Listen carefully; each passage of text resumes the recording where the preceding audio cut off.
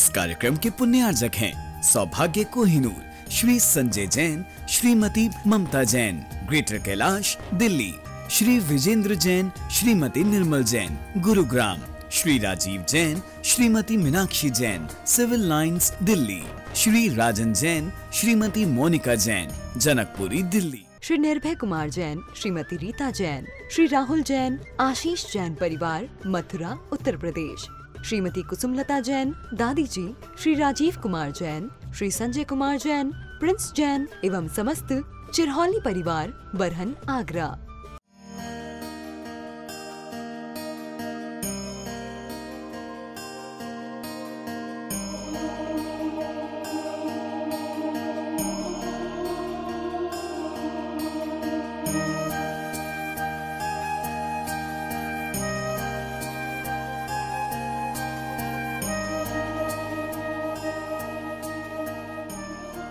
बंधुओं, एक बार गुरु के पास एक व्यक्ति आया, उनका शिष्य ही था। वो पूछने लगा कि गुरुदेव मेरे को ये बताइए कि वैराग्य कैसे हो। सभी ये चाहते हैं कि हमें वैराग्य कैसे हो। तो उन्होंने उस समय कुछ जवाब नहीं दिया अपने शिष्य को। उन्होंने कहा अच्छा ऐसा है, कल आना। तो वो कल आया शिष्य। तो दोनों गुरु शिष्य नदी किनारे टहलने के लिए गए। तो जब नदी किनारे के लिए टहलने गए तो वहाँ पे क्या हुआ कि वो नहाने के लिए नदी में उतरे, दोनों शिष्य और गुरु। तो जैसे ही गुरु उतरे उसके बाद शिष्य भी नदी में उतरा। तो उन्होंने क्या किया कि शिष्य का ना जैसे ही वो उतरा, शिष्य का सिर पकड़ के मतलब बिल्कुल पानी के अंदर डुबो दिया। और अब वो उसका मुँह एकदम से उसके मतलब जब उसने पानी में मुँह डुबाया तो वो बहुत एकदम से घबराने लगा। तो उन्होंने ऐसे 2-3 बार किया, उसको मतलब पानी में से मुँह निकालने नहीं दिया। अब वो बड़ा घबराया, एकदम से छटपटा गया। तो फिर 2-3 बार करके उन्होंने उसको छोड़ दिया। तब वो शिष्य कहने लगा कि गुरुजी आपने ये क्या किया, मेरी तो जान ही चली जाती है, आप ये बार बार मेरे साथ ऐसा क्यों कर रहे थे। तो गुरु ने कहा बेटा तेरे ना सवाल का यही जवाब है। तो उन्होंने कहा ये कैसा जवाब। कहने लगे जब मैंने तेरा मुँह अंदर पानी के अंदर डुबोया तो तेरे को कैसा लग रहा था। कह लगे कि गुरुजी उस समय तो मेरे को ऐसा लग रहा था कि मेरी जान ही चली जाएगी, मैं तो बहुत ही छटपटा रहा था। तो कहने लगे जिस प्रकार तेरे को यहाँ पे अपनी जान बचाने के लिए छटपटाहट हो रही थी, यदि ऐसे ही तुझे संसार से निकलने की छटपटाहट हो जाए तो समझो तुझे वैराग्य हो गया। फिर उसने चौकी निकाली। चौकी क्या बताती है कि 4 योग होते हैं, प्रथम योग, कर्ण योग, धर्म योग और चरण योग। फिर उसने पंजी निकाली। पंजी क्या बताती है कि 5 पाप होते हैं, हिंसा, झूठ, चोरी, कुशील और परिग्रह। फिर उसने छग्गी निकाली। छग्गी क्या दर्शाती है, बताती है कि 6 धर्म होते हैं, जीव, अजीव, धर्म, अधर्म, काल और आकाश। गुरुदेव तुम्हारी रहम जिंदगी मिल गई, हमें देखने वाला कोई न था, तुम जो मिले बंदगी मिल गई, तुम्हारी शरण मिल गई। गुरुदेव तुम्हारी रहम जिंदगी मिल गई, बचाते न तुम डूब जाते गुरुजी, हम कैसे पहुँचते किनारे गुरुजी, हम बचाते न डूब जाते गुरुजी, हम कैसे पहुँचते किनारे गुरुजी, हम गमे जिंदगी से परेशान थे, रोते लबों को हंसी मिल गई।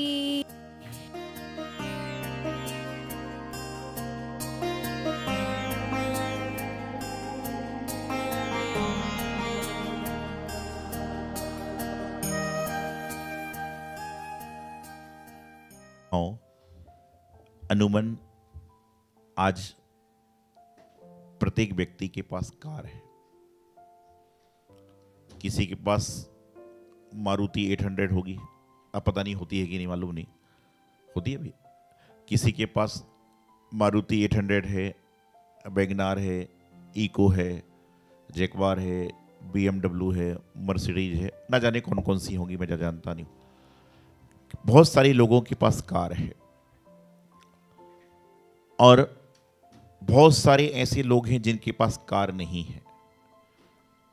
140 करोड़ की आबादी में बहुत सारे लोग होंगे जिनके पास कार नहीं है, लेकिन 140 करोड़ लोगों में मैं समझता हूं कि ऐसा एक भी व्यक्ति नहीं होगा जिसके पास संस्कार ना हो। कार होवे ना होवे, लेकिन संस्कार होना जरूरी है, क्योंकि कार से आप घर से ऑफिस तक पहुंचोगे, लेकिन संस्कार से आप घर से मोक्ष मार्ग के रास्ते तक पहुंच जाओगे, आप यहां से गंतव्य की ओर पहुंच जाओगे। जीवन में संस्कार का होना आवश्यक है। मानव का जीवन संस्कार के बिना शून्य है। मानव का जीवन बिना संस्कारित होकर चल नहीं सकता। संस्कार से मतलब ये नहीं कि इंसान धर्मात्मा बन जाए। संस्कार से मतलब ये है कि इंसान किसी भी सामने वाले व्यक्ति के जीवन में दुख को ना पहुंचाए, वही व्यक्ति वर्तमान में संस्कारी है। संस्कारी व्यक्ति वह नहीं है जिसके कारण लोग दुखी होते हैं, बल्कि संस्कारी व्यक्ति वह है जिसके कारण लोग अब दूसरों के दुख को दूर कर देते हैं। संस्कारी व्यक्ति वह होते हैं जिसके कारण दूसरों के दुख दूर हो जाया करते हैं। आज वर्तमान में हम सभी चाहते हैं कि हम किसी मेहमान के यहां पर जाएं तो हमारा स्वागत किससे करें। जैसे आप कभी बारात में गए हो, थी जाते बारात समझते हो, बारात में गए होंगे आप, तो जब बारात में जाते तो क्या स्वागत होता? अरे स्वागत कैसे होता बारातियों का? मैं जब घर में था तो एक विज्ञापन आता था, उसमें कहते थे कि बारातियों का स्वागत पान पराग से हो। ऐसा मैंने बचपन में देखा था, आप लोगों ने देखा कि नहीं मालूम नहीं। ऐसा होता था कि बारातियों का साथ किससे हो। ये बहुत पुरानी बात है, मतलब 30-32 साल पुरानी बात होगी। नहीं, उतने साल तो मेरा जन्म ही नहीं हुआ था, 42 साल। मतलब मैं अपनी बात बता रहा हूँ कि 30-32 चल तो 50 साल से रहा होगा। तो मैं आपको बता रहा था जीवन में संस्कार का बड़ा महत्व है। और हर व्यक्ति चाहता है कि मैं दुखी ना रहूं।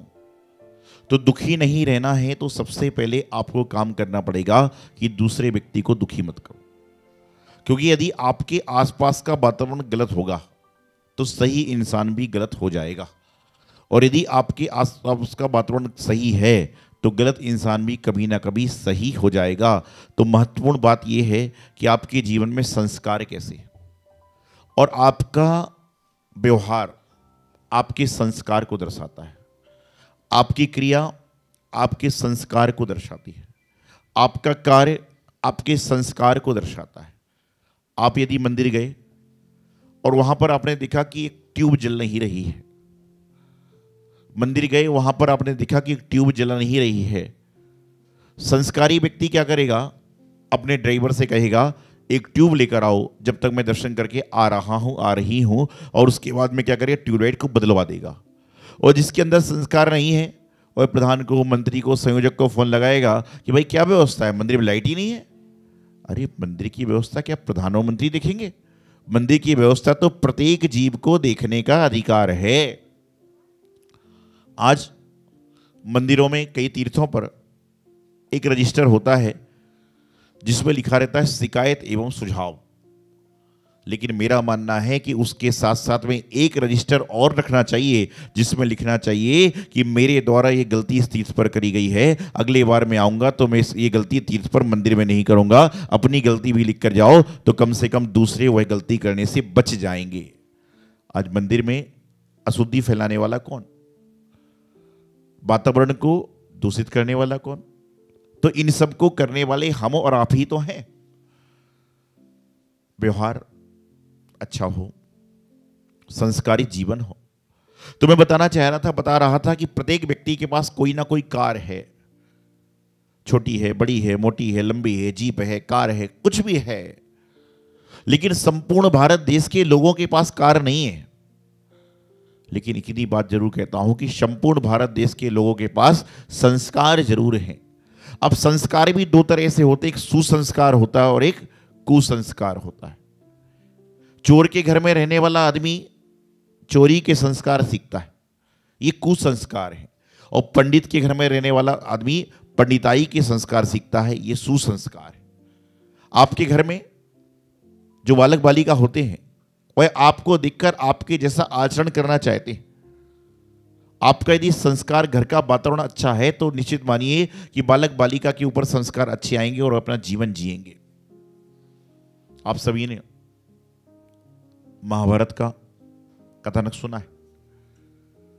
अभिमन्यु चक्र को भेदने की विधि सीख गया था, लेकिन चक्र से लौटने की विधि नहीं सीखी। ये अपन ने कथानक सुना है, सही गलत तो कथानक पड़ी हुई है। क्यों नहीं सीख पाया था? क्योंकि उनकी मां की नींद लग गई थी। तो सोचिए कि गर्भ अवस्था से ही बालक पर, बालिका पर संस्कार प्रारंभ हो जाया करते हैं। पहले के जमाने में बच्चे का जन्म होता था तो लोग कहते थे मामा पर गया है, ये बुआ पर गया है, ये पिता पर गया है, ये दादा पर गया है। और आज के जमाने में जब बालक बालिका के जन्म होते हैं तो माता पिता क्या कहते हैं? बताइए मुझे, किस पर गया है? किस पर गया है? पहले के जमाने में जन्म के बाद में कहा जाया करता था कि ये बालक दादा पर है, दादी पर है, मामा पर है, मामी पर है, मौसी पर है, बुआ पर, तमाम पर है। लेकिन आज के जमाने में बालक का जन्म होने के बाद, बालिका के जन्म होने के बाद में कहते हैं ये बच्चे तो MTV पर जा रहा है, ये तो GTV पर जा रहा है। क्या हो रहा है? क्योंकि संस्कार वैसे ही तो आ रहे हैं। पहले जब गर्भावस्था में बालक बालिका होते थे तो घर के बड़े बुजुर्ग कहते थे कि किताब पढ़ना, जीवन में आने वाला बालक बालिका संस्कारित होगा। लेकिन आज किताब पढ़ने का टाइम नहीं है। जिसके पास किताब पढ़ने का टाइम नहीं है उसके जीवन की किताब भी परमात्मा कभी नहीं पढ़ेंगे। यदि आपके जीवन की किताब को परमात्मा को पढ़वाना है तो आपको भी परमात्मा की किताब को पढ़ना पड़ेगा। और जो व्यक्ति परमात्मा की किताब को पढ़ता है, परमात्मा उसके जीवन की किताब को जरूर पढ़ते हैं और पढ़ने के बाद में उसके जीवन का जो है मापदंड निकालते हैं।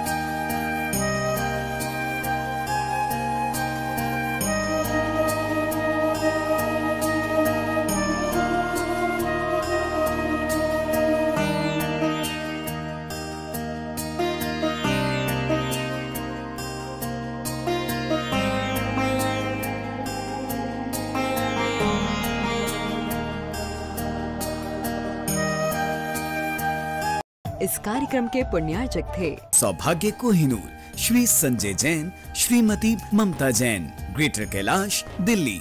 श्री विजेंद्र जैन, श्रीमती निर्मल जैन, गुरुग्राम। Shri Rajiv Jain, Shrimati Meenakshi Jain, civil lines, Delhi. श्री राजन जैन, श्रीमती मोनिका जैन, जनकपुरी, दिल्ली। श्री निर्भय कुमार जैन, श्रीमती रीता जैन, श्री राहुल जैन, आशीष जैन परिवार, मथुरा, उत्तर प्रदेश। श्रीमती कुसुमलता जैन, दादी जी, श्री राजीव कुमार जैन, श्री संजय कुमार जैन, प्रिंस जैन एवं समस्त चिरहौली परिवार, बरहन, आगरा।